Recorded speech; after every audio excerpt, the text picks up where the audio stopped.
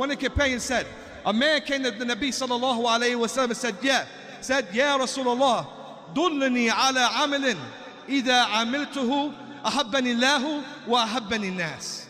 Oh Rasulullah, tell me about an action that if I do this action, Allah will love me, and then the people will love me. He didn't say the people will love me and Allah will love me. I want Allah to love me first and foremost. But I'm a human being. Human beings by the nature flock towards other human beings and want human beings to love them. So he asked the Nabi sallallahu alayhi wa sallam, what can I do? The Nabi sallallahu alayhi wa sallam said, izhad fi dunya yuhibbaka Allah, wazhad fima inda nas yuhibbaka nas. He sallallahu alayhi wa sallam said, have zuhud in the dunya, meaning be ascetic, meaning don't love the dunya. Don't have your heart connected to it. Don't chase it. Don't run after it. Don't lust it. Don't envy it. And Allah Azza wa Jal will love you. Because the person, ya ikhwani, that he makes his hope and his aspirations and his focus to be the akhirah, he's not going to worry about the dunya.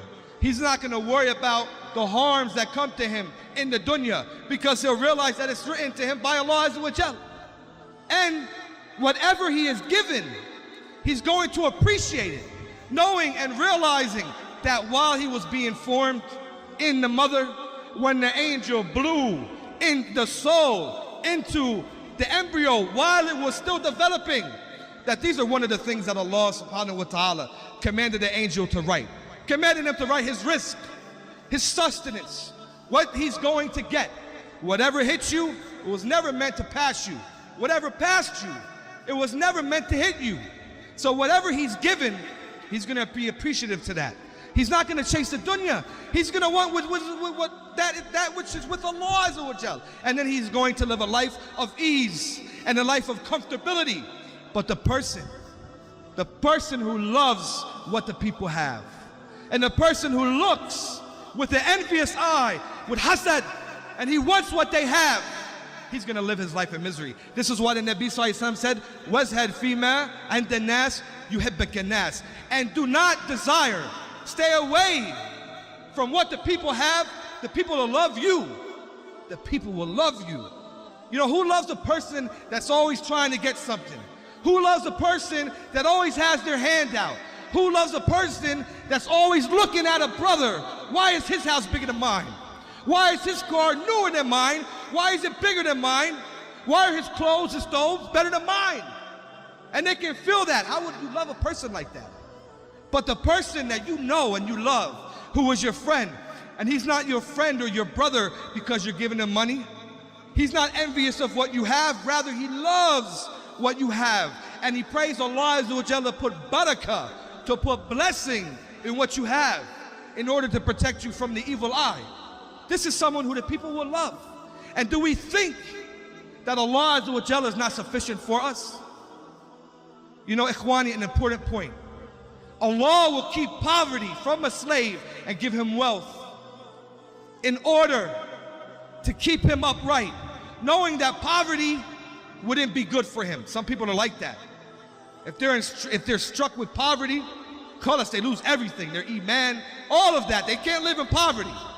And also Allah Azza wa Jal keeps wealth from someone and causes them to live in poverty because he knows it's better for them. Some people, you know, they call it new money. New money.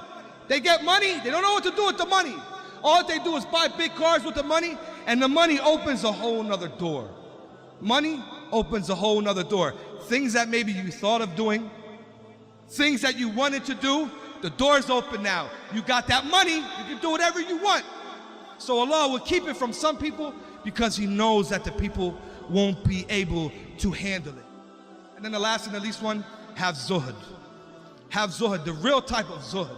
I'm not talking about he's a zahid because he has holes in his thobe. He's a zahid because he wears the same thobe or the same shoes. No, that could be a form of zuhud. No, there was people in the past, our salaf, that was a form of zuhud. But the real zuhud is, like Imam Ahmed said, if you're given money, you don't rejoice over it. And if it's taken away from you, you're not saddened by it. You don't inherit $5 million from your aunt overseas.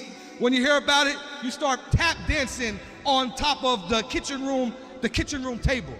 No, you say, Alhamdulillah, this is rizq from Allah subhanahu wa ta'ala.